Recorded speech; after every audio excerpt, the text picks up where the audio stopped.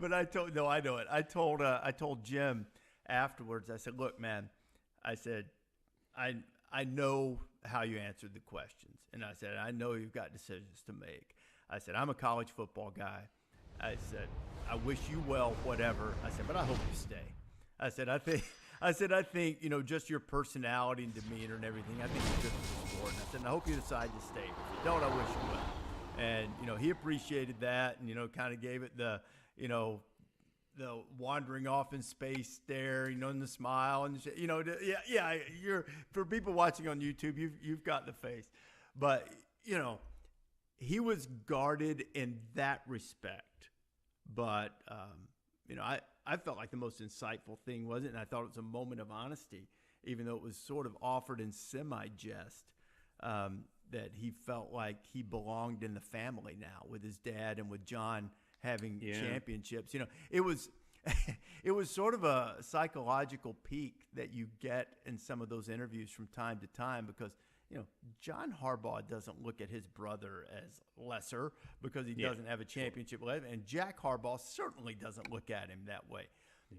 But there's something about the way Jim's wired that to him, he, to use his vernacular, didn't belong at the big kids table, until he had done that. And it's kind of a fascinating look at the way people operate. And, we act like it's so foreign. I think to some degree, all of us who are competitive in our fields feel that way, about whatever bar we set as success or achievement, we feel like we have to clear that. And maybe we fool ourselves into thinking that people around us will think more of us if we do it, which generally speaking, and I certainly hope is not true for people who actually love and care about you. But I think sometimes that for humans who are competitive and want to achieve, that is part of the drive. As he used the phrase several times, "I wanted to make them proud." We do it, which generally speaking,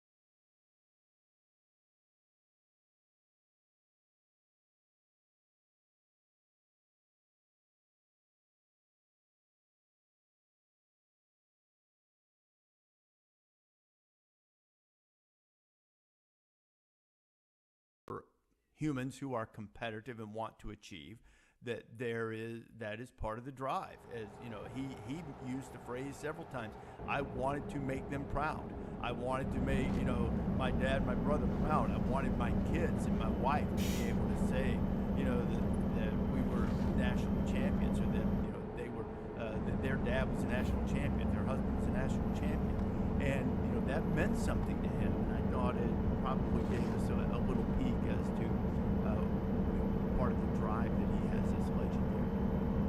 Yeah, I saw some of his brother's quotes to our colleague Adam Schefter on his podcast. John Harbaugh had an interesting observation. He said he thought his brother was the best team builder in football right now, just in his pure ability to build a team. And hard to argue with it with the team that was put forth 15-0 and the way they were built. I've always felt like Jim Harbaugh's defining trait as a coach, going back to Stanford when I really first started to cover him, was his ability to instill competitive spirit in a team/program/franchise. And that's a difficult thing to quantify. That doesn't happen in, spring practice 8 period 4, right? That's a daily lifestyle that he is able to instill. I will say, moving forward, the curious thing for me, and I think somewhat tips his hand, is that Michigan, for losing, the number's roughly 17 starters, right? Like, I don't, 5 linemen, I think Hinton's coming back, but he wasn't starting at the time. Both receivers, Corum, tight ends back, a good chunk of the really good players on defense, minus the 2 D tackles and your buddy Will Jones. There's some younger safeties there. But anyway, they lose 15 starters plus. They've only taken 2 portal players right now. Now, again, they have good young players in the program. They've recruited well. They have the country's best strength coach in Ben Herbert, who would be a huge loss if he went with Jim to the NFL. A huge, huge loss. Because Michigan has not been a top 3 recruiting program. They've been good. Don't get me wrong. They have good players. But they have not recruited in the same class as Georgia, Bama, Ohio State. And they built the team that outclassed those programs. Or at least this year they outclassed Alabama. Ohio State now for 3 straight years, and then obviously played really, really well in the title game, and it showed there. So I'm just curious if there are holes, including a quarterback, quite frankly. And they've called around on a couple quarterbacks, but there aren't like front line quarterbacks available. Will Rogers is probably the best quarterback available right now, assuming he's going to leave Washington. So it would just be very interesting from a roster standpoint. And again, do you think it's Sharon Moore if Jim leaves, Reese? I do. Me too. I think that the obvious other candidate is now the head coach at Alabama. Yes. So it's I think it's Sharon Moore, and I think the timing of it is going to make that the best option. There are a lot of people who leave jobs after spring training and take Michigan. But is that in the best interest of the program to then, I don't want to say sabotage, but then hamstring the new guy coming in at that point at Michigan and pass over Sharon Moore for that? That seems like a non-starter, and at least you have some chance of continuity. There are times when continuity is good, times when it's not. If there had been the right person on the Alabama staff, then maybe continuity would have been a good option. But in that I think if this happened in other years, they would have gone internal. Like if Steve Sarkisian was still there. Oh, there was a time when Bill O'Brien was well thought of. You can go back to Kirk. Like there was a lot of times when that thing would have got the Ryan Day treatment, where that's passed on, and you keep the key thing about the Day hire at the time was they kept the infrastructure there. I think what people underestimate when they see the coach on the sideline is most of these buildings now have 100 employees. Right. Nutritionists, strength coaches of a dozen, personnel departments a dozen. So you're bringing in a whole industry. Whereas Alabama built the best mousetrap that everybody tried to copy. Some succeeded, like Kirby, many failed. Jeremy Pruitt comes to mind, but there's plenty of others too. Everybody trying to replicate this thing. They have the thing. And so that will be interesting when you start to parse out what Kalen DeBoer does, how much of that infrastructure stays. So anyway, I cut you off there, but I just think that's not at all. It actually just reminded me of something that morning. When you're in the building and you have relationships with assistant coaches there and everywhere. But in that building sometimes, whenever you visited with an assistant coach, even if you knew it and you knew Nick was fine with it or whatever, there was always this sense from the assistant coach that maybe, or the analyst or whoever it might be, that he's peeking around to make sure the boss didn't see him talking to a media guy. And that was one thing that was different. There were people just dropping by to say hello, which maybe wasn't the case in previous years. So it was said to me by someone who'd been through there that those people won't know what to do walking around the building, not scared to death anymore. Pete, one thing to give some behind the scenes, the most surreal, odd thing of that entire morning was when I walked down to his office to visit with him a little bit before the interview, just kind of talk some things out. Not customary, but in this case, appropriate. And I walked down there, and he's got a conference room attached to his office, and he was sitting in there. But as you went into his office, it was virtually cleaned out already. They were boxing up, just a few more things, and he's going to have an office at Bryant-Denny Stadium, so they'll move the stuff over there, I guess, or do whatever he wants to with it. But that was an odd, surreal thing. Yeah, that had to be That had Yeah, to be a little bit. walk in and see the people, kind of, and you know, his personal assistant who's been with him a long time. I think dating back to LSU. You know, in there, and there was kind of a profound sense of, even though you know he ran the show, everybody knows that. You know, about to allude to what you said. But there was also such a sense of appreciation, I think, and there was this realization among a lot of staffers that they had been right in the middle of something really special, and it was ending abruptly. And I'm not there. There weren't a bunch of tears. There, you know, not like that. But it was just like, is this really happening? Is he? You know, is it? Are they? Is he really doing this? And you know, and then everybody was there to try to make sure that things were going the way he wanted them to go in terms of packing up or whatever it might be, things he might want or need. And you know, one of the people on the staff said, "Well, when can we expect you?" Meeting the morning of the interview, when can we expect you in the office? Since he'd already announced, he goes, "Well, same time I'm always here." You know what I mean? So you know, he came in the same time, but it was you know, that was kind of I think seeing the office being packed up and emptied out was kind of like, wow, whoa. You know, it was a different thing for sure. So let's collide the state of Michigan with Nick Saban, because you brought up Reese Davis, former Flint television employee. And forgive me, I don't remember the station. Before you went to ESPN, your last stop was WJRT 12 in Flint, Michigan. in Flint. And that was your last stop before ESPN, correct? Correct. And I read once in an article you got the call to go to ESPN from a payphone in Columbus while covering an Ohio State game. Is that right? Well, I was actually, I guess I can say this now, this time later. It was, I was going to interview for a job in Columbus, Ohio. In Columbus, Ohio. Yeah, I had Sources. I'd gotten a message on my not voicemail back then, but answering machine that ESPN wanted to talk. So I was stopping along the way as I was driving to Columbus, Ohio, and trying to reach ESPN from payphones, and finally reached them from the Wendy's parking lot across the street from the station where I was interviewing in Columbus. So, Fitting for Columbus, home of was it Wendy's invented there? yeah, I think it was. Yeah, I think so. Okay. So you attended, I didn't know this about you, this is an interesting word. You attended Nick Saban's first press conference at Michigan State.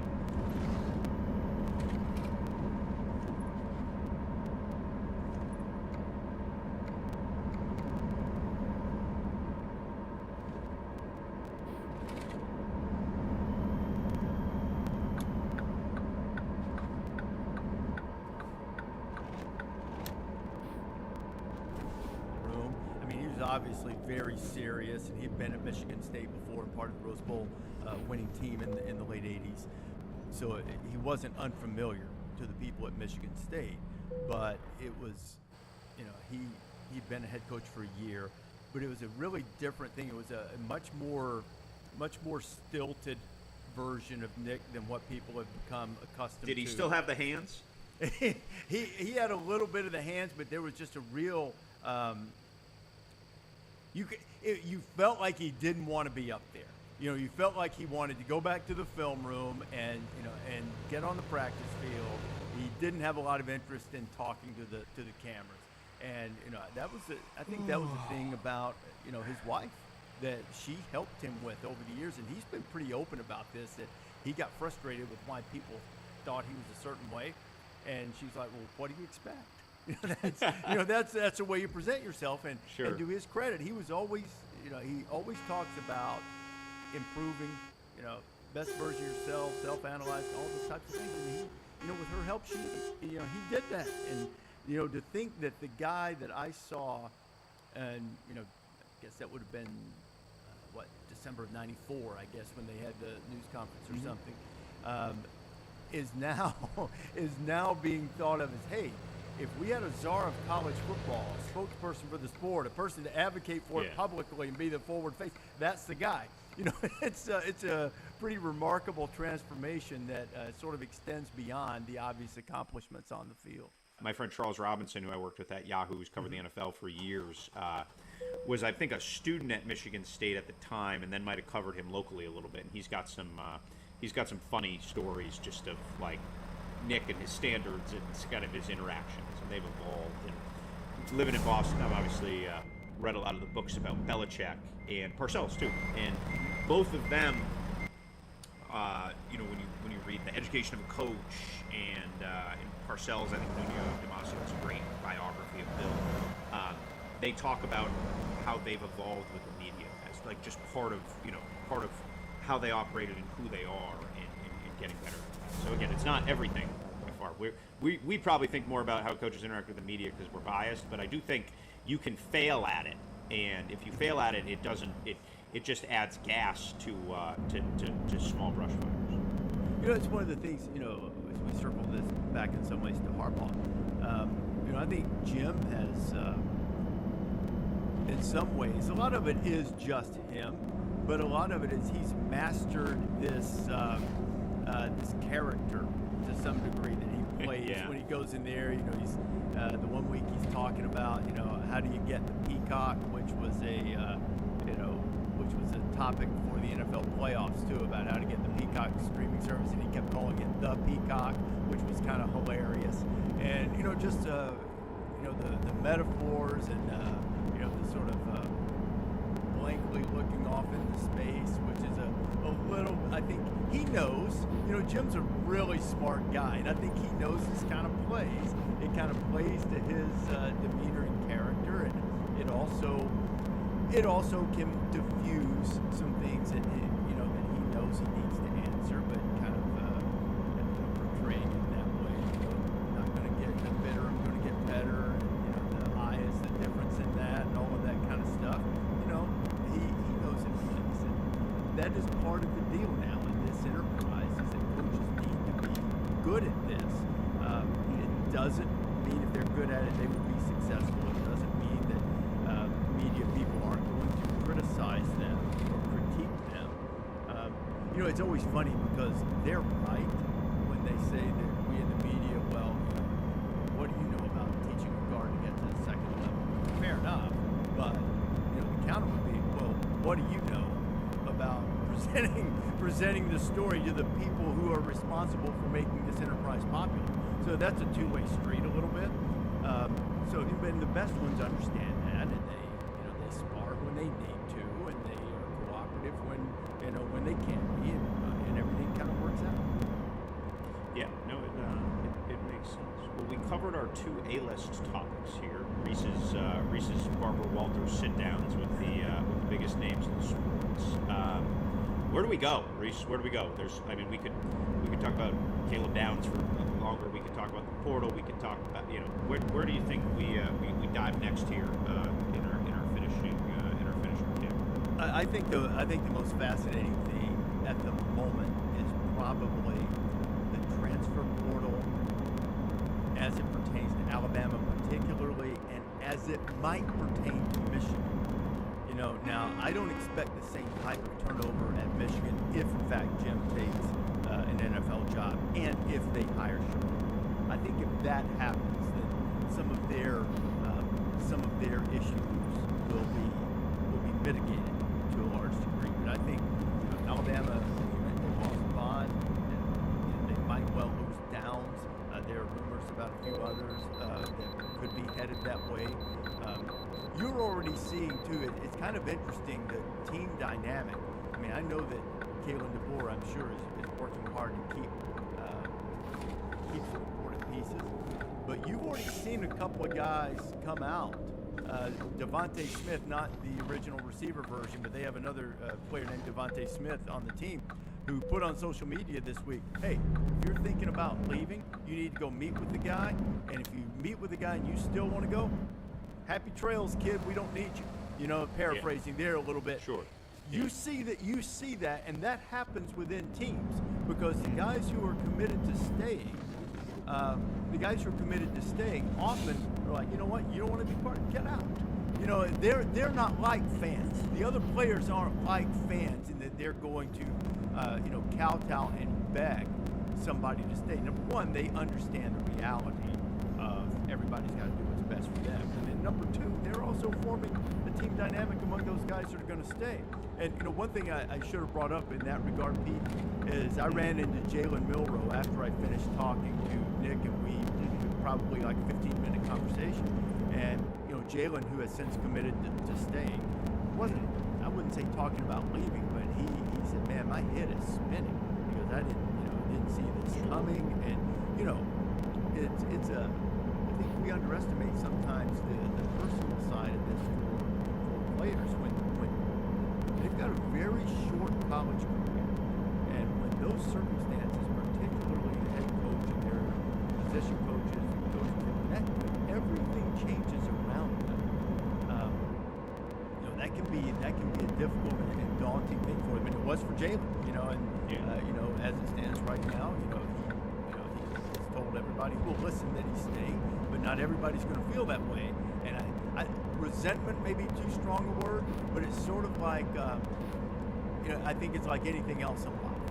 If you feel like that someone who's supposed to be affiliated with you is not in, and they're not interested, and they're not fully committed to whatever the enterprise is, you kind of think, hey man, good for you. We'll be better off without you. We'll see.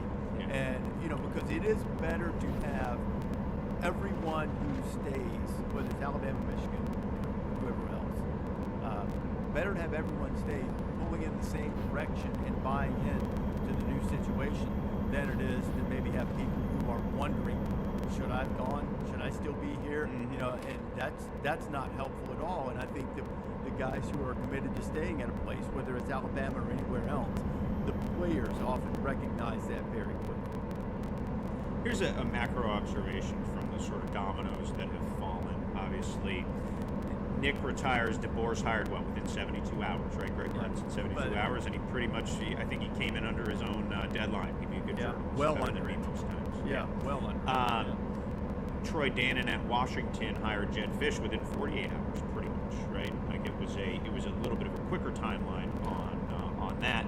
And then Dave Hickey at Arizona hired Brent Brennan in about 48 hours. And the trend here is showing is you don't got time, man. If you wait a week, if you fiddle and diddle, that thing, your roster's falling apart. I know San Jose has made it clear that they're gonna move quickly with Brennan leaving, and I would imagine South Alabama does the same with Kane Womack out, and Buffalo also does the same.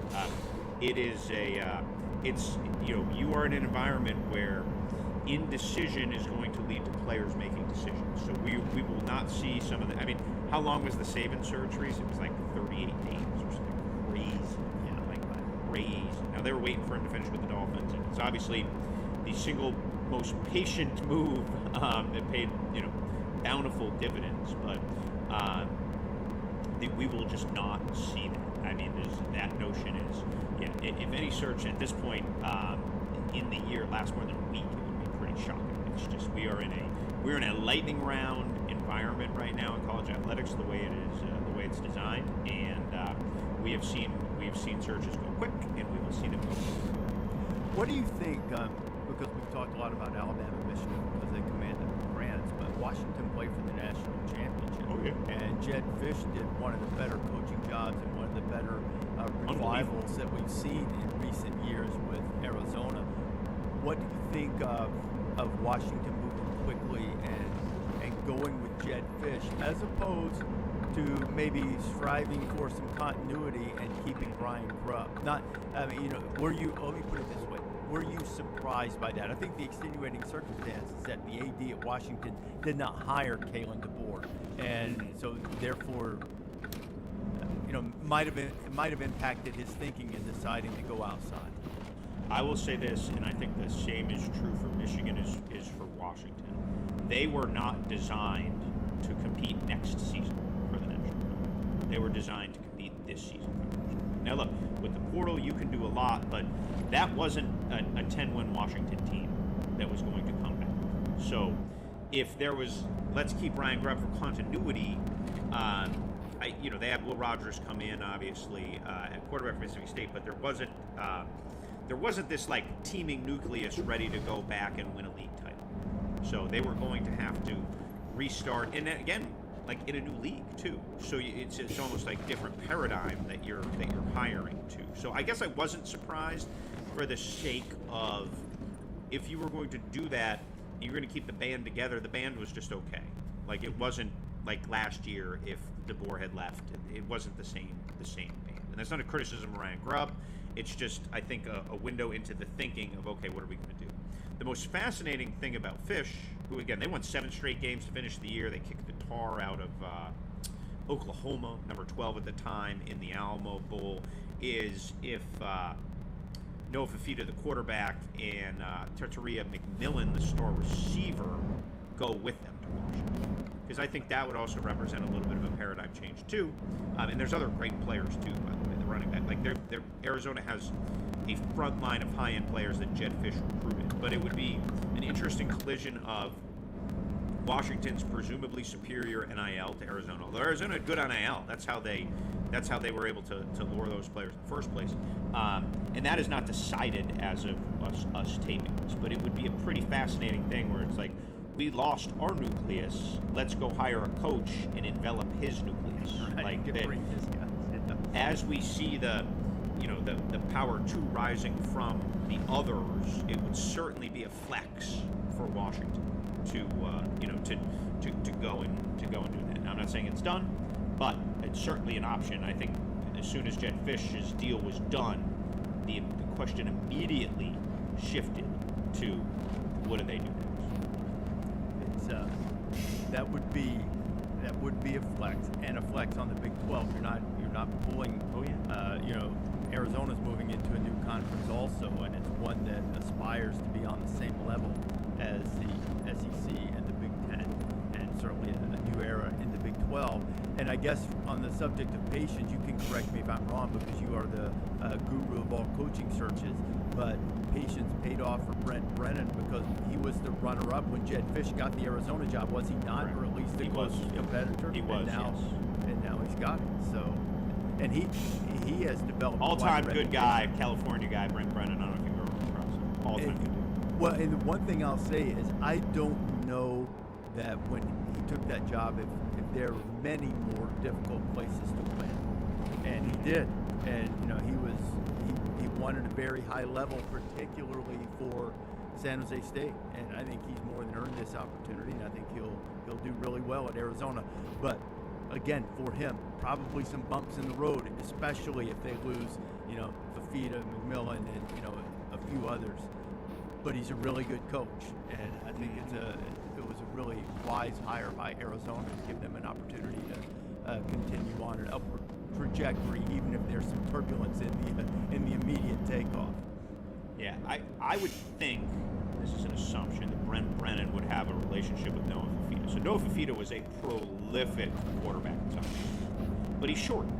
He doesn't fit the quarterback paradigms, and that's kind of how he was, I believe, committed to Cal and then flipped to Arizona. So that's why he was a back half of the Pac-12 recruit and not a top. His production would have indicated like a USC level recruit, but he didn't have some of the physical paradigms that go with it. So I say that to say, like, that's the kind of kid that Brent Brennan would identify, and he's done a great job with quarterbacks there at San Jose, and identified and brought in recruited hard, because those guys who are a tick slow or an inch or two short usually end up getting heavy Mountain West interest, and then the big boys take notice. So I'm gonna think Brent Brennan's gonna give a strong recruiting pitch, and I'll say this: if you look at Duke with NIL, if you look at Kansas with NIL, you look at Arizona with NIL, some of the basketball blue bloods where that's front line, they understand it a little better maybe than some other, because they've had to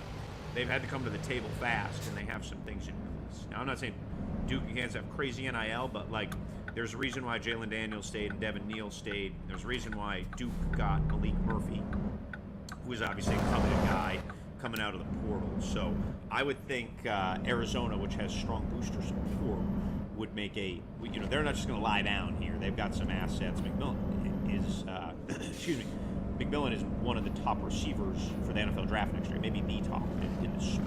So it would be interesting to see how much Arizona covets those assets. And so portal opens again in the spring, right?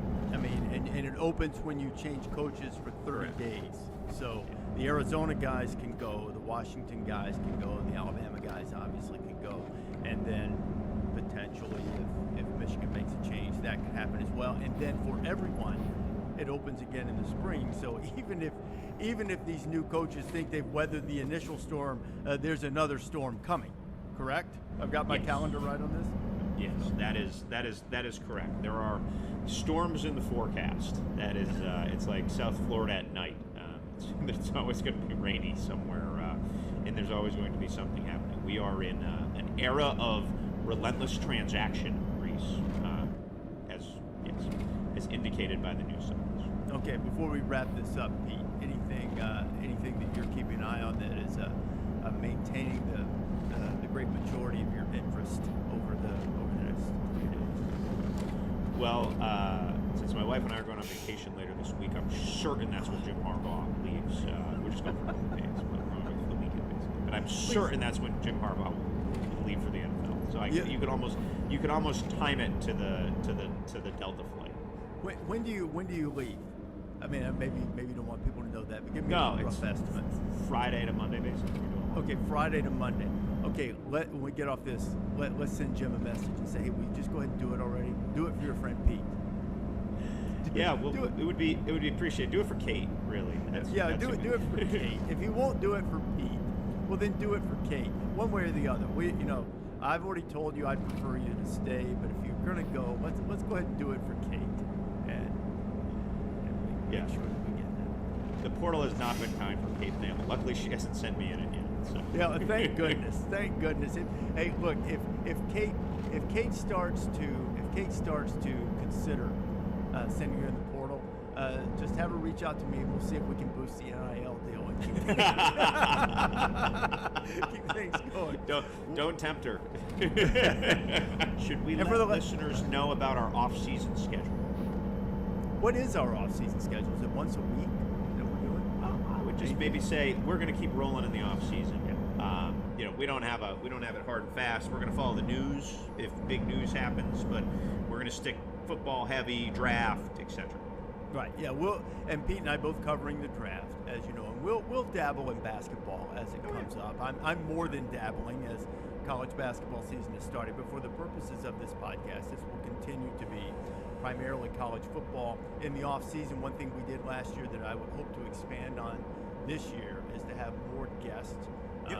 Obviously, there are some new coaches that would be fascinating guests. I'd love to have Jed Fish on at some point. Certainly love to have Kalen DeBoer on at some point during this off season once they sort of get settled in. That's probably more a summer thing for those two guys particularly, but we'll try to do some of that. We'll talk draft. Pete's trying to get me to the Senior Bowl, and I'm trying to make it happen around my basketball schedule, at least for a day.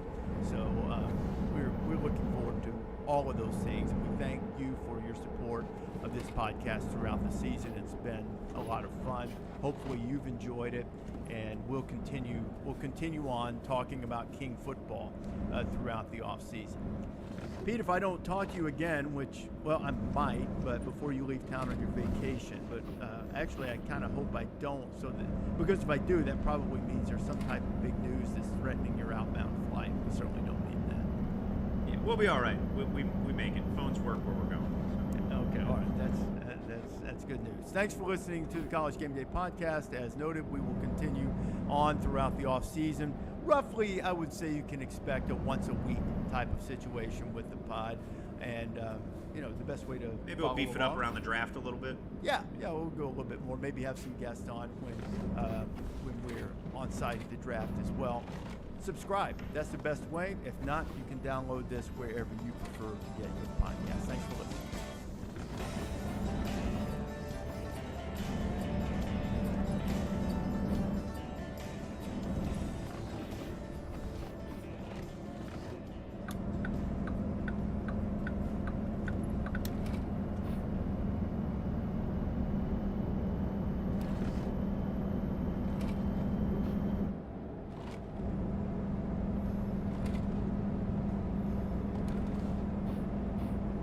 The coaching news is this: Mike McCarthy back as coach in Dallas for the 2024 season. He will go into the final year of his contract unless they extend it. McCarthy's return coming on the heels of losing 48-32 to the Packers in the wild card round. So McCarthy is now 1-3 in the postseason in Dallas, coming off 3 straight 12-win seasons. Jerry Jones releasing the following statement: "There is accountability for our results. I am accountable for our results. The lens we use to view and evaluate Coach McCarthy is holistic. While we're all disappointed with the result on Sunday and with our playoff record, I am 100% supportive of him as our head coach and our ability to reach our goals. So that's what Jerry Jones said. We're going to hear what everyone here says, and we're going to hear what Adam Schefter knows, which is first and foremost, as always. Shefty, take us through this. There was so much speculation over the last 3 days. How did Jerry Jones arrive at this decision? Well, Greeny, with each day that went by without a decision, that told you more and more that the Cowboys were not going to go in a direction in which they would be firing Mike McCarthy. And there began to be whispers about it the last couple of days that Jerry would not be making a change. And I think he made it readily apparent in a couple of things that he said yesterday. Number one, he believes in continuity, stability, and that Mike McCarthy has the highest winning percentage in the regular season of any coach in Dallas Cowboys history. That statement stayed with Jerry Jones. And he talked about the fact that it was not just Mike McCarthy that deserves the blame for Sunday's loss against the Green Bay Packers. It was Mike McCarthy, it was the rest of the coaches, it was the players, it was the front office, and Jerry Jones said it was himself. So all of them played a role. And as Jerry Jones thought about all of that, and thought about the record in the regular season, and thought about the blame that everybody shared in Sunday's disappointing loss to the Green Bay Packers, he ultimately decided that change at this point would not be a good thing. He's done this before. He's had Jason Garrett enter into the last year of his deal on 2 separate occasions when he was the Dallas Cowboys head coach. Now, Mike McCarthy is scheduled to head into the last year of his contract, which obviously brings a whole other set of issues. But the fact of the matter is, Jerry Jones believes in the end that this team is better with Mike McCarthy than it is without him. And so, Shefty, this is a circumstance where there are 2 separate things. There are 2 things going on parallel tracks.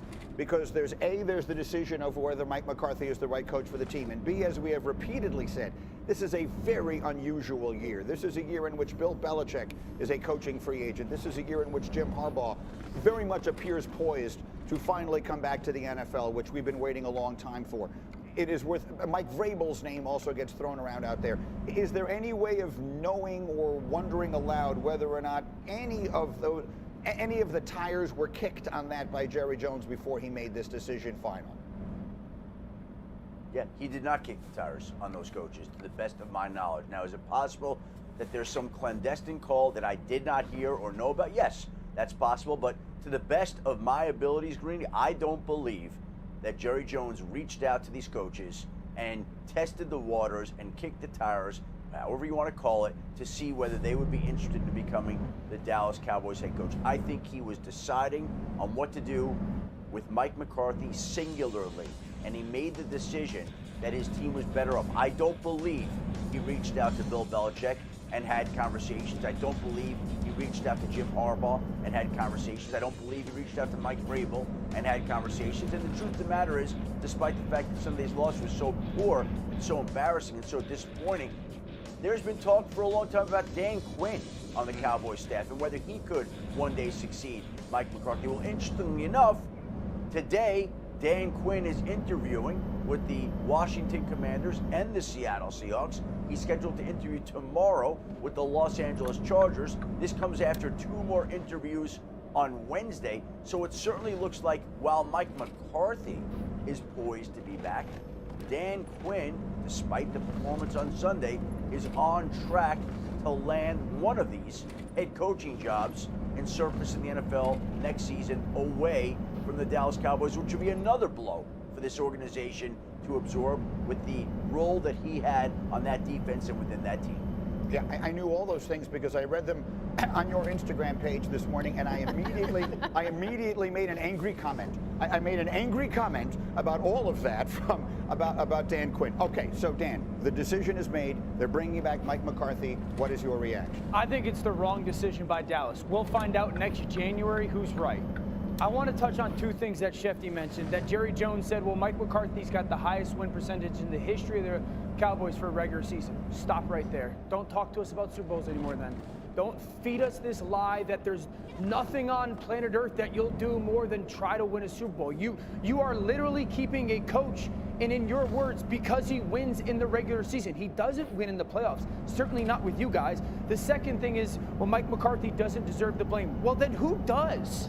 If you just witnessed and watched one of the worst playoff losses in the history of your organization, an absolute collapse, where does the blame fall? You're going to tell me it falls on the roster or the front office? You have 15 Pro Bowlers. You have an offensive player of the year. You have a quarterback at MVP. You have 3 Pro Bowlers on your offense. You have one of the best young tight ends in football. You have a defensive player of the year candidate, Micah Parsons. It falls on the front office? So who is going to get the blame for this whole situation then? At the end of the day, again, I think it's the wrong choice. We'll find out next January. Jerry Jones, please stop talking about Super Bowls. You really aren't chasing Super Bowls. You're chasing comfort. That's why you kept this decision. And the third thing is this. With that decision, this better be the most aggressive offseason in the history of the Dallas Cowboys if you actually want to change the narrative around it. Let's keep it honest about this defense. Against winning teams this year, this defense gave up 30 points a game. So you better build up the defensive unit. 3, you better hire somebody that can handle clock management because that came a story. And then you're going to have to extend Dak Prescott. You need a second tight end. You better go get a running back because Tony Pollard's going to be gone. You got to figure out right tackle. You need defensive tackle, 2 inside linebackers, re-sign Micah and CeeDee Lamb. That's it. Outside of that, they're in terrific Outside of shape. that, how does the play, Mrs. Lincoln? Harry, Mike McCarthy back. Your reaction is? Well, first thing it says to me that Jerry Jones is comfortable. And I was always taught you need to be comfortable with being uncomfortable. That's not the situation, in my opinion, when it comes to Jerry Jones. And to a degree, you understand it, but when you talk about winning Super Bowls, you can't understand it, right? This is an organization, this franchise is worth $8 or $9 billion. Super Bowls. Well, that's my point exactly, Dan, because this move tells me that. When you look at the coaching candidates that are available right now to you, and Greeny, you just mentioned it, Bill Belichick, he won 6 Super Bowls. You look at Mike Vrabel, he's able to define an identity, something that the Dallas Cowboys definitely need to figure out offensively and defensively. And then also when you look at Jim Harbaugh, he's a guy that's been able to have success building a program in which we watch him do at the University of Michigan and winning the national championship, and he had instant success when he was with the San Francisco 49ers. So those 3 coaching candidates alone, in my opinion, are upgrades over Mike McCarthy. I understand he's won 12 games and went 12-5 the last 3 years, but are we satisfied? Are we comfortable with the regular season? And are you trying to win a Super Bowl? Because that $8-9 billion franchise, if you win a Super Bowl, I would say would be worth probably what? $14 million if you win a Super Bowl? That's just my opinion, and I agree with Dan on the roster. You got a lot of holes you got to fill. Kmart. So I thought you made a great point about we will see in a year who's right. I don't think you just make changes to make changes. But when I hear Adam Schefter say, to my knowledge, I don't think Jerry even tried to find out if Belichick was interested. To me, that's a mistake to just see. Because I think if you're an owner, you have to do whatever you can to make sure that I am exploring every avenue to improve my roster, my coaching staff, or my quarterback. You can say what you want about, there are questions about every facet of this team. Now, if you're gonna fire Mike McCarthy, you have to have a clear-cut plan of what you're gonna do next. And I don't think Jerry looked at this season at any point and thought, I'm not gonna have Mike McCarthy. So when the wild card game happened, I think he was stunned, and there was no thought in his mind of like switching gears. But the question of, yesterday before the news came out, and I'm thinking about, would it be a mistake if they kept McCarthy? I think it's only a mistake. I thought it was only a mistake if Jerry had any doubt that McCarthy could win him a championship, and if what Troy Aikman said on the Stephen A. Smith show, when he said, I don't know if Troy said something like, I'm not sure if Jerry at his age would want to go through another regime Starting over change. again, yeah. That is not an answer. Right. That cannot be it. So to me, it's almost like a marriage where it's like people aren't happy, you're not sure if this is gonna work, but it's easier to stay in it than to to embrace the unknown, and that to me is the worst thing. Don't want to give everyone the impression that everyone disagrees with this. Cindy, let's put Mike Tannenbaum's tweet up. And Greg Olson, I know, is on Twitter very much defending this after he did on the broadcast the other day. Mike Tannenbaum thinks it's the right decision. Mike T tweeting, this is the right decision. It's incredibly hard to win 36 regular season games in 3 seasons. With that said, he needs to significantly improve upon his clock management, but his overall body of work is deserving. Yeah, you know what's hard too? To get your absolute doors blown off at home. Like, that's hard too. Like, we have to. I don't understand. While everyone continues to take that one snippet and said, well, he's won 36 regular season games. Of course, their roster is for the most part loaded. They're also 13-15 versus teams that end the season with winning records. So which number do we want to spin to make the story that we want? No one is saying he can't coach. No one is saying that they weren't a good team. What we're saying is you're settling for just that. What we're saying is, how can you watch what happened on Sunday? You were a massive home favorite, and you got embarrassed, and mainly because of coaching. Yes.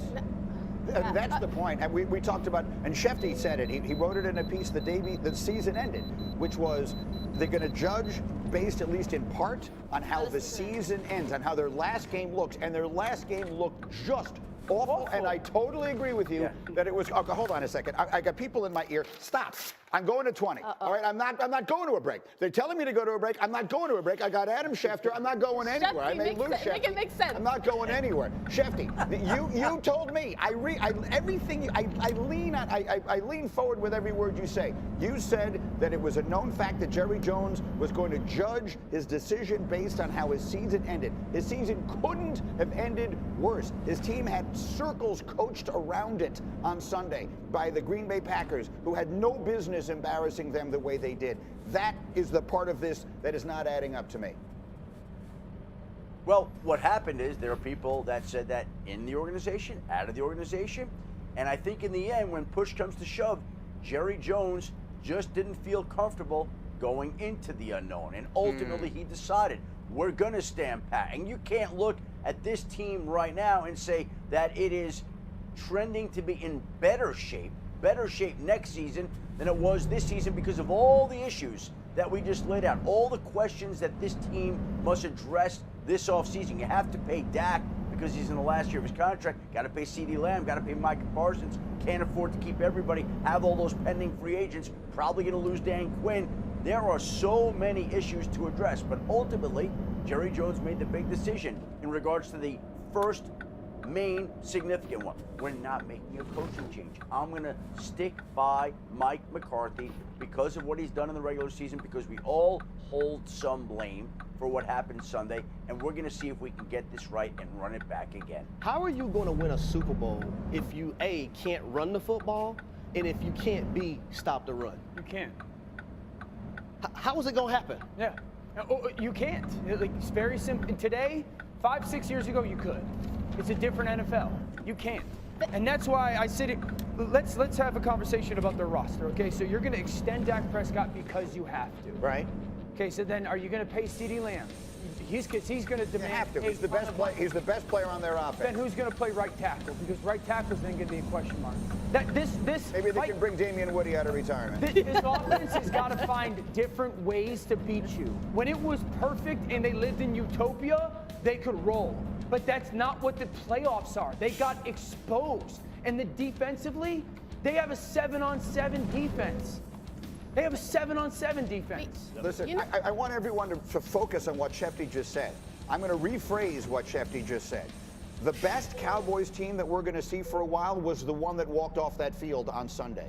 They are going to get worse, not better. I don't agree with that. You don't get better by paying $100 million to 3 players this offseason and not adding anyone new to the mix. They are, by definition, going to lose players. Dak Prescott's going to get paid a whole lot more. CeeDee Lamb's going to get paid a whole lot more. Micah Parsons is going to get paid a whole lot more. That means you're not going out and adding half the people you just said they need to go out there and add. Their window was this year, and they blew it. And they blew it in large part because their coaching was horrendous. I disagree with that, the window is closed type of thing. This year, this next 12 months from now, this is the year. Because after this year, all those young players will be up at some point, and it will be a total rebuild if they don't get it done. I'm talking complete total rebuild. This is the year. That's why I said this has to be the most aggressive offseason in the history of their franchise. They got to go study what the Rams did with F them picks and figure out how to do that. They got to figure out what the Saints have done with pushing the cap, all that. They have to go completely all in and make it very publicly clear. This is going to be a disaster in a year or two when it comes to like having to pay it forward. But we are all in this year. They're going to have to figure out picks and money, all that stuff. I don't think it's done. So I agree with you. I think the Cowboys are still close to winning a Super Bowl. That said, what you're describing, Dan, is almost a change in philosophy, it feels like, because we talked about, okay, what are the moves that the Cowboys can make in free agency, in the offseason, but also in season, by the trade deadline? What can they do? Running back, are they going to add somebody? Like, what are they going to do? And they didn't do anything. So when you look at the Cowboys and you're saying they need to go all in, I'm with you. But Jerry Jones, this move, keeping McCarthy, is in line with how he sort of operated with his head coaches. Right. Now, are you going to expect that Jerry Jones then changes his philosophy and says, oh, we're going to be uber aggressive? He clearly thinks this team is close. He clearly thinks, but here's the thing. Jerry Jones, who owns this team, thinks that they are on the doorstep of a Super Bowl. At least that's what he's saying. Yeah. Because his actions are dictating, I think we can run this back with this quarterback, with this head coach. Oh, yeah? So whose quarterback and whose head coach would you rather have right now, Green Bay's or Dallas's? Green Bay. It's not even worth talking about, right? I'll give you Green Bay. And their running backs and run game. I'll give you Green Bay. I'd give you Detroit. I'd give you San Francisco. I'd give you the Rams. Give me Minnesota. I bet you Washington hires somebody really good and gets really good fast. That was my point on Monday. We're just going to sit here and float and know that we're going to go into next year at a deficiency. But in fairness to Mike McCarthy, I imagine if I'm Mike McCarthy, I go into that meeting with Jerry Jones and I say, for much of the season, Dak Prescott had an MVP season. First year in my offense, me and Dak. Imagine what we can do next year. Like, but it just can't be that, because the last 3 playoff games that you played and you lost, look at the makeup of those football teams. They're balanced offensively. They beat you with the run and the pass. You can't be one-dimensional and think you're going to win a Super Bowl. Shefty, give me a final word. You know, all season long we talked about this is the Cowboys' best chance to get back to and win a Super Bowl. Dak Prescott, MVP. They are loaded. All season long, so much positive Cowboys talk. They played a terrible game Sunday. They played it at the most inopportune time. That's our lasting memory of the Dallas Cowboys. Maybe this team is better than we all think, despite the fact that it crashed and burned on Sunday. Maybe. But the only thing, I'm not suggesting Mike McCarthy is a bad coach. I'm not saying any of those things. What I'm saying, and there's a lot of debate as to whether or not Albert Einstein is the one who said this or not, but either way, it's true. Sometimes you can define insanity by doing the same thing over and over again and hoping the results will be different. Sometimes change for change's sake is a good idea. Shefty, stay close by. No one disputes that Dak Prescott had a great year. 3 weeks ago, he was the MVP of the league. He's probably going to finish second in the MVP voting or someplace close to that. No one is disputing that. But once again, when they needed it most, he came up small. And Dan, that at this moment, until he changes it, and I hope he does, because I like everything about him, but until he changes it, that is the narrative. Well, until Dak changes it, the only word that's going to be associated with him is but. He's really good, but. He's really good, but when they have to have him play his best game against a good team in the biggest moment, he doesn't get it done. And listen, Dak Prescott is a good player. He has moments when he's been a very good player. The last 3 playoff losses that this team has suffered, he has played poorly in all 3 of those games. He's got 5 interceptions in those games. He's taken 10 sacks in those games. It just has not been good enough. Don't talk to me about Tampa Bay last year. My 8-year-old daughter would have carved them up.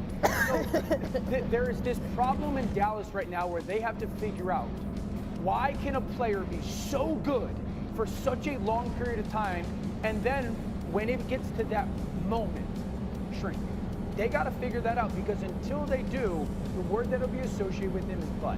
Yeah, I agree with Dan. At this point now, you got to figure out how you can get Dak Prescott to elevate everyone around him in the biggest moments. And it's not going to be about the regular season. And for me, it wasn't this season. It's going to be about what can you do in the playoffs? What kind of brand of football can you play? Can you play good football? Because, Dan, there was just some uncharacteristic things I've seen against the Green Bay Packers, and it was troubling to see because when you look on the opposing team sidelines and you see a first-year starting quarterback in Jordan Love, and the way he was handling things, it can be upsetting if you're a fan of the Dallas Cowboys. But that first interception, I don't know why he didn't throw the football to CeeDee Lamb. The second interception, why would you not go to the outside receiver who's one-on-one when you see that safety come down and try to take anything away from the middle of the football field? It's just inexcusable, and it should have been a third one, but Devondre Campbell dropped that one in the end zone. So I agree with both of you, but I'm going to push back on something you just said, Harry. You said it's about got to get Dak to play in those moments in the playoffs. It's about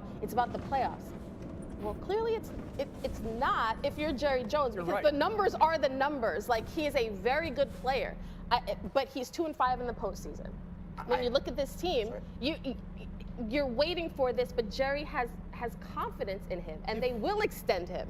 So you could say it's about the playoffs, but all the decisions that they've made thus far. Well, I'm saying in reference to winning a Super Bowl and advancing to at least an NFC Championship game, he has to be better in those moments. I've limited time with Shefty, so let me get back to him here, and then we'll have the rest of the morning to debate all this other stuff. Shefty, just quickly to sort of close the button or the loop on the Dak of it all. What there isn't any question of is that a quarterback of his quality, you're going to re-sign him. I mean, there aren't more than 5 guys definitively better than him. He's going to get the massive contract, right? Well, they have to do something to create cap space because right now he's scheduled to count for over $59 million against the salary cap. So if you want to have him go into the last year of his deal and then be not tagged and be able to leave in free agency, then yeah, you're not going to do something. So you're going to try to work with him starting there to create some cap space. He's going to want to see this team improve. Quarterbacks do work with teams on restructuring deals, of course, that benefit them, but give their teams the needed cap relief that they need to bolster their roster that season and to kick the bill down the road. That's what Dak is going to try to do. That's what the Cowboys are going to try to do. He is going to be starting point A when it comes to trying to find more cap space while at the same time trying to cash in himself. And that's the problem that Sunday's game leaves everybody with, right? What do you do? Because nobody's stock is higher after that playoff performance.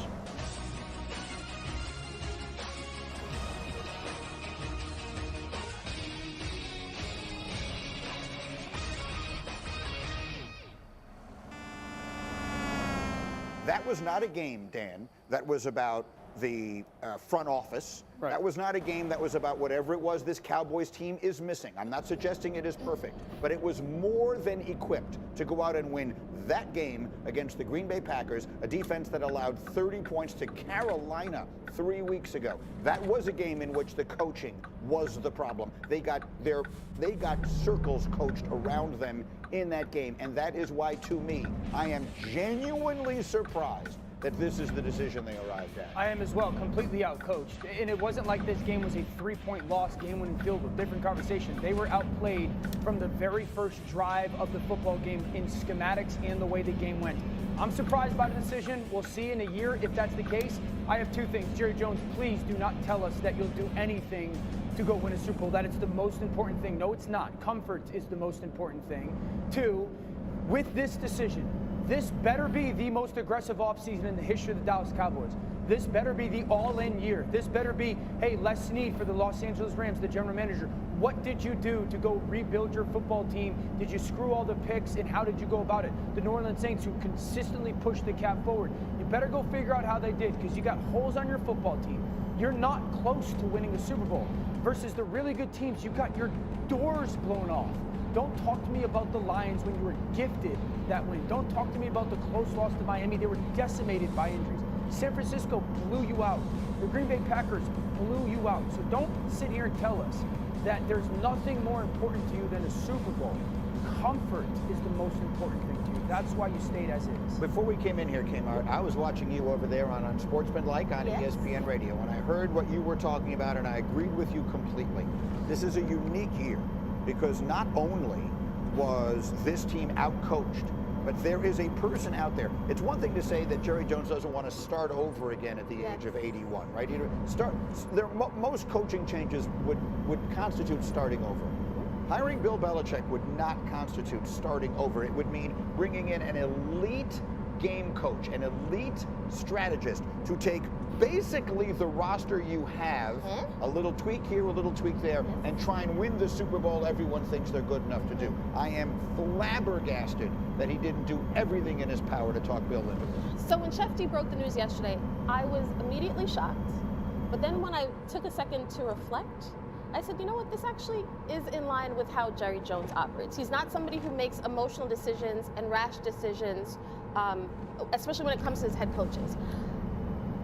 If the question is this a mistake? I think this is only a mistake to keep Mike McCarthy if Jerry Jones felt like, at this stage, I don't want to go through another regime change because I just, like that kind of turnover, I just don't want to deal with that. If that is the sole reason, then it's a mistake to keep Mike McCarthy, because the most unfulfilled, unhappy people that I know are the ones who are scared of the unknown, who are scared to break free of relationships or marriages or partnerships because they're like, you know what, I'm great, but I don't know what's out there and I'm just comfortable here. Now, if Jerry Jones firmly believes that Mike McCarthy has all the answers, he can fix the clock management, which we've been talking about since he came to Dallas, if he can fix the defense, if he thinks that Mike McCarthy can figure it all out, and he firmly believes that, God bless him, I hope he's right. But here's the problem. I don't think this team is far away from winning Super Bowl. I don't. I understand the QB, I understand the money that's involved. There's talent here, they draft well, it's a stable organization.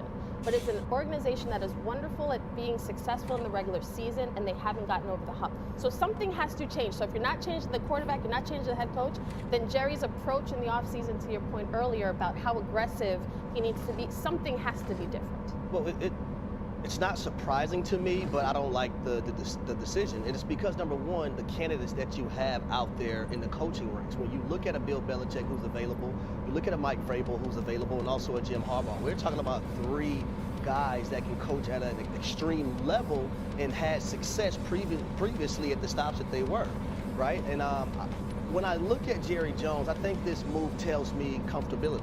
And I was always taught that, you know, when you're comfortable with something, you get complacent with things as well. And you're okay with just mediocrity. I think comfortability drives complacency, in my opinion.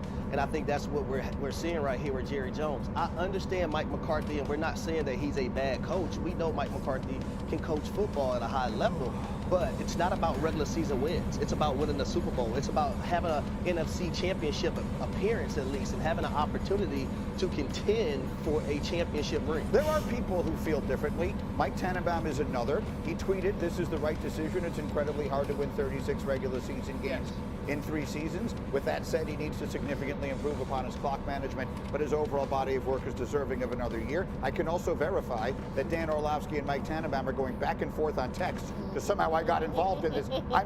For some reason, I'm on this chat. He's out of his mind. It's going back and forth like crazy, people. Okay, so is it hard to win 36 games over the course of 3 years in the NFL when you have, one, a quarterback who plays consistent top 10 football for the most part.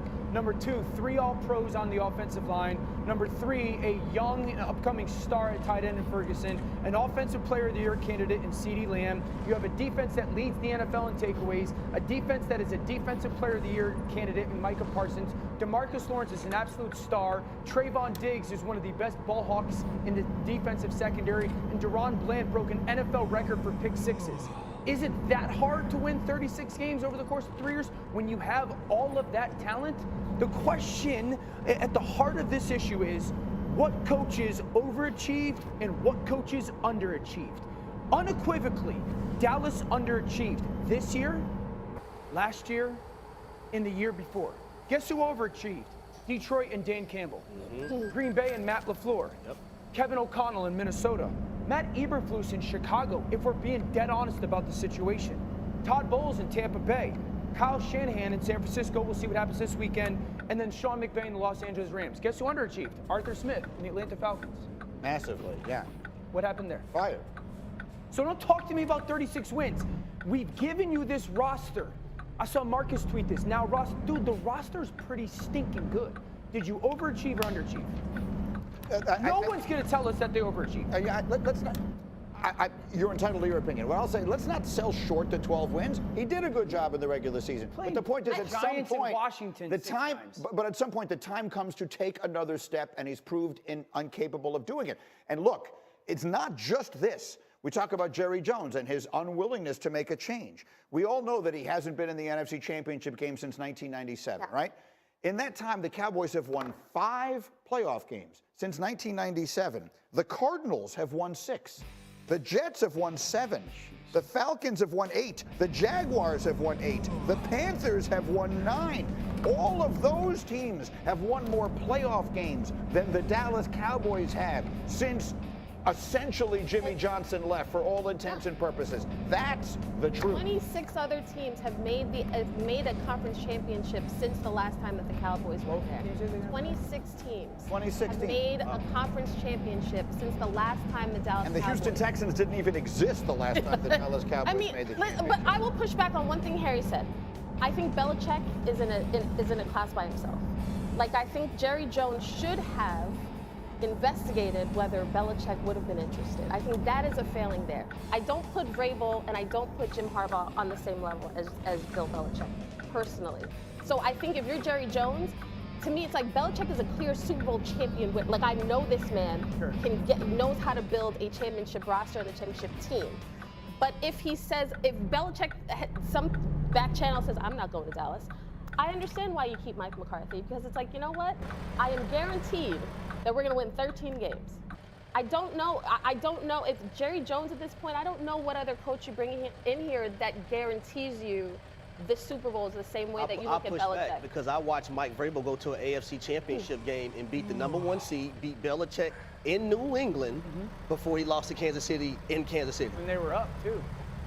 Yeah. So I will push back on that. And when you talk about Jim Harbaugh, we're talking about a guy that took a Michigan football team in which they needed to get back to national prominence. He was able to do that, beating Ohio State 3 years in a row, making the college football playoffs 3 years in a row, but then getting Coach of the Year his first year in the National Football League, going to conference championship after conference championship before losing in the Super Bowl to his brother. Right.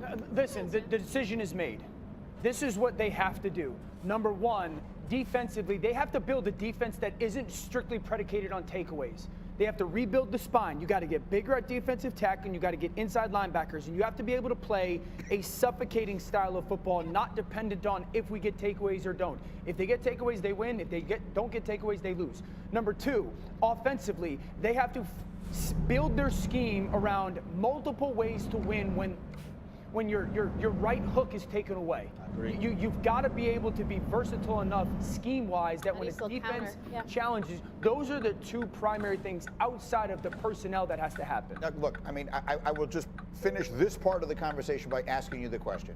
Did the Cowboys look ready in any way to play that game on Sunday? Absolutely not. No. When a team comes out ready, and we credit the coach, we always, that's great coaching. Yep. When they're not ready at all to play a game they absolutely on either side of the football. On either side of the football, and Mike McCarthy's going to keep his job, and Dan Quinn's going to go get one. Just speaking only for myself, it pains me to have to say the things that have to be said about Dak Prescott if you're going to give a fair assessment, because there's so much about him to love. He does all the off-the-field things exactly right. He is the stand-uppest of stand-up guys. He clearly is a leader and the adult in the room on a franchise that sometimes desperately needs one. However, the reality is, the narrative on him, the accurate narrative on Dak Prescott is he's been a very good player in the regular season, and he has come up small in the biggest games. And the only way that changes is if he changes it. I hope he does, Dan, but at this moment, that's the only reasonable assessment. Yeah, the word to associate with Dak Prescott right now after this weekend is but.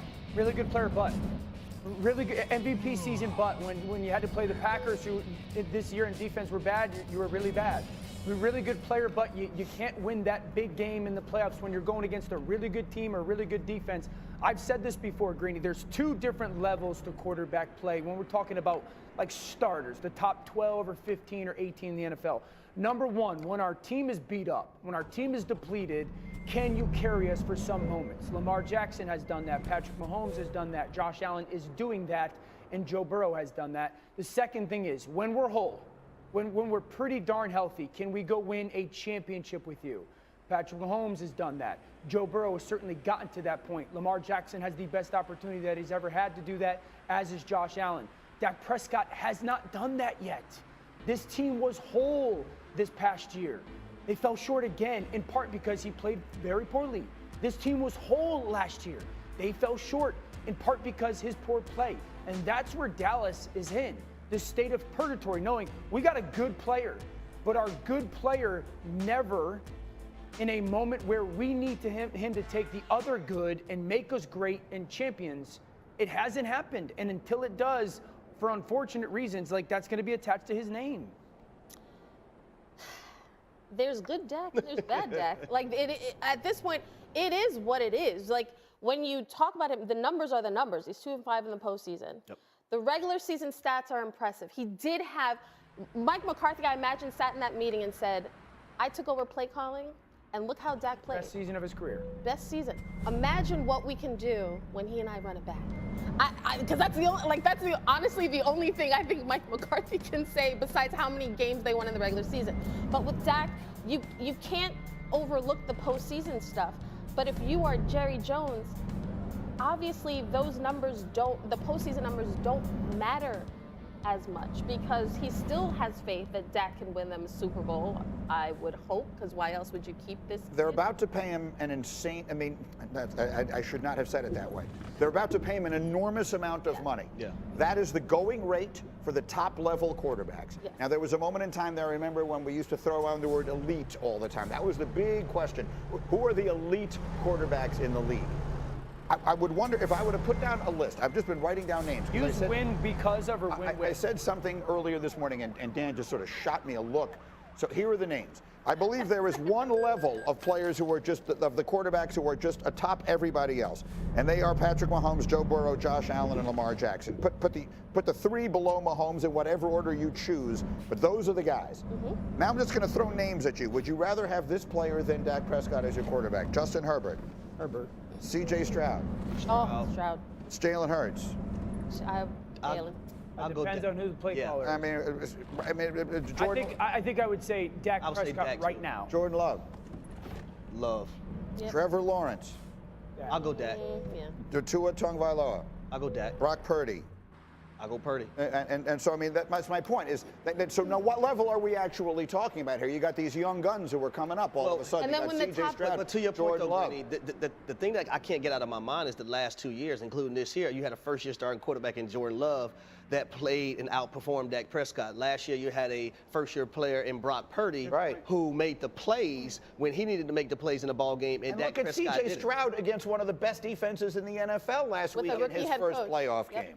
Mm-hmm. Stroud's a different animal compared to Dak. Well, but this is what I'm. So my point is that all these guys now are guys that you're saying that you're going to attach yourself to. But this is where it goes. I remember vividly sitting with you at the Super Bowl in Tampa Bay and this whole conversation. What do you do now if you're Dallas?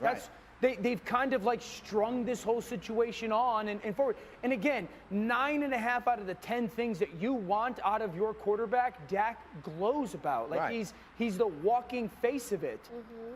But they sit in this situation. That's why I said next year, this is what's going to happen. Next year, they're going to win 11, 12 games. They're going to be really good in the regular season. And you're going to ask us on this show, is this the Cowboys' best chance? And we're going to go, sure. You know, just like it has been the last 3 or 4 years. And then they're going to play in the playoffs. And we're going to break down all this football. And it's going to come down to, can he play his best game of the season? And it just hasn't happened. And Dio, I don't know what it is, because when I look at some of those plays versus the Green Bay Packers, like, why wouldn't you throw that ball to CeeDee Lamb on the corner route? How about that one? Instead of Brandon Cooks? Well, that's what I'm saying. You have the safety coming down to take that away. That pick is the same pick he threw in the playoff game against San Francisco last year. It's the same play. It's the same coverage. It's the same pick. Just San Francisco didn't bring it back to the house. I was reviewing this film last night. Green Bay ran this coverage before that pick happened. Yeah, they ran that play, that same coverage before that play happened. Marcus said it really well yesterday. When Marcus is, if we're being honest, has greased the Cowboys for the last 2 years, dead on. He said, for some reason, it's like when the lights get bright, it becomes too big for him. And I don't know why. At least in the postseason it is. History is filled with players like that. That's the truth. That are really good in the regular season? Yes, tons of them in all sports. The way that players become the elite, the way that players become legends is by elevating in the biggest moments. There are tons of players in sports history who have been great regular season players and then not taken that next step. Let's look, he's got half a career still in front of him. Hopefully he's able to change that narrative, but to this point he has not. Do you believe that Jerry Jones got this decision right? No, it's ridiculous. I don't know how you can continue to ignore the lack of postseason success, especially when there's a coach that's a clear and obvious upgrade from Mike McCarthy and Bill Belichick. And I'm not saying that McCarthy isn't very good, but based on the two resumes, I have more confidence that there is a head coach that can get to and win the big game without Hall of Fame quarterback play over the other one. And that will be the difference between where Belichick is versus where I view Mike McCarthy as a head coach. That's fair. And if it's just Belichick, I heard Kmart was on your show on Sportsmanlike on ESPN Radio before we came in here this morning, and I was watching that segment, and she said, if not Belichick, then I understand the decision. So let me phrase it that way. Shefty said that there's no information that says that Jerry Jones reached out. Let's live in a world where Jerry Jones couldn't get Bill Belichick. Okay. Would that change your opinion on this being the right decision? Well, if it's a guy that's going to be my second choice, then I don't know if I have any conviction that that guy is going to break through the glass ceiling that has been the second round of the playoffs each of the last 3 years, right? You got bounced twice in the wild card round at home, and the one against Green Bay is the most egregious one because you're talking about the youngest playoff roster since 1974. But to Kmart's question, if it's not Bill Belichick, there's still a coach that I would view as an upgrade from Mike McCarthy right now, and that's Jim Harbaugh. Like, he's out there in the ether. He's interviewing for NFL jobs. He just completed interviews with the Chargers and with the Atlanta Falcons. If Bill Belichick, if you can't get him for whatever reason, why wouldn't you go down the path of exploring Jim Harbaugh? I think either one of them looked like an upgrade this hiring cycle. And for Jerry Jones to value continuity over a coach that we believe is a potential upgrade to me is just, I guess it's hubris and it's ego. And I feel like that is ultimately going to undermine his chances of being able to get one more Lombardi. I think there's value in continuity. I do. I think we make it a much bigger, or give it a much greater value than in actuality it has. Houston completely blew everything up.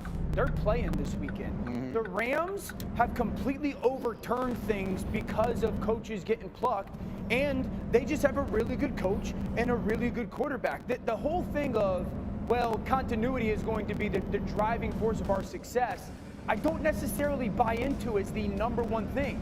I think, like, are you really good at coaching and are you really good at the quarterback spot?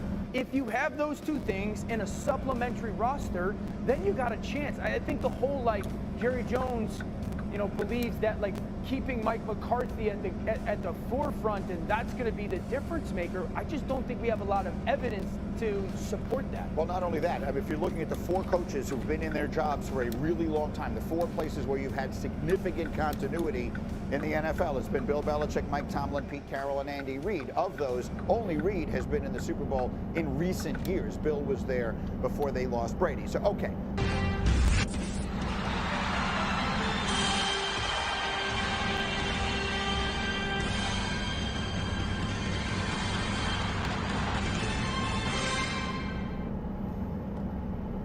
The Dallas Cowboys, I told y'all, I love being right.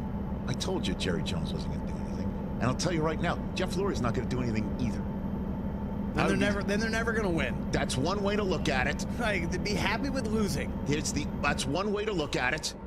There's other ways to look at it. And in terms of the Dallas Cowboys, the famed GIF or GIF? What is it? It's GIF, right? GIF. The famed. It's not a Girage. Okay.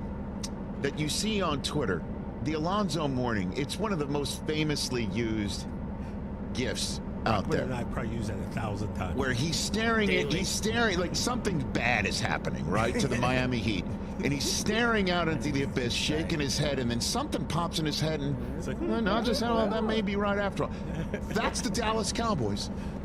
That GIF is the Dallas Cowboys. For instance, shaking your head. cannot believe we won 12 games again and never made the conference championship game. As a matter of fact, we're the first team, according to ESPN Stats and Info, to win 12 games at least in 3 straight years and never make the conference championship. Then the head shake. Well, did win 12 games 3 straight years. Didn't win the NFC East. Here's another one. Here's another one. Here's another one. Man, I cannot believe Dak looked that bad in the playoffs. He could be winning the MVP this year anyway. I got another one for you. I mean, we led the league in points this year. Can't believe we lost that playoff game. Led the league in points this year. See what I'm saying? There's lots of head shakes, and then there's the head nod. Mike McCarthy's just never going to win a championship. He did win one in his 5th year, the Green Bay, and next year will kind of be year 5 coming up. Dallas Cowboys kept Mike McCarthy. I told you all they were going to do it. Because he did do enough for Jerry Jones to sit there and go, if I fire him, I've got to go into the mosh pit with the Atlanta Falcons and the Carolina Panthers and the Las Vegas Raiders. And I'm behind the 8 ball. All these teams have already gotten through a handful of head coaching candidates and interviews. I'm not going to put myself in that mix, am I? If I fire my coach, I also fire the play caller. And you're shaking your head, and you're like, if I fire the coach, I'm firing the play caller. And then you shake your head. Well, we did have the #1 scoring offense in the NFL this year. Man, if I fire this guy, this is the guy who, who hardly seemed to be able to get CeeDee Lamb the ball in the playoffs, even though I know we did, get 9 catches for 100 yards from him, and he is the offensive player of the year potential. It's just non-stop shaking your head over what it is, and then when it all comes down to it, Jerry nodded his head and goes, I got a coach here who won 12 games 3 straight years, and I got a guy who coached and called the plays way better than Kellen Moore did. Facts. Those are facts. And the fact is, he didn't want to go ahead and pull the trigger on Mike McCarthy and his play caller and start the process again. He doesn't want to do it. And everybody thinks Jerry Jones is just a shoot from the hip guy, or what, shoot first and ask questions later type guy, because unfortunately for you, TJ, in his Hall of Fame career, the coach who he didn't have patience with, the coach who he should have kept figuring out how to make it work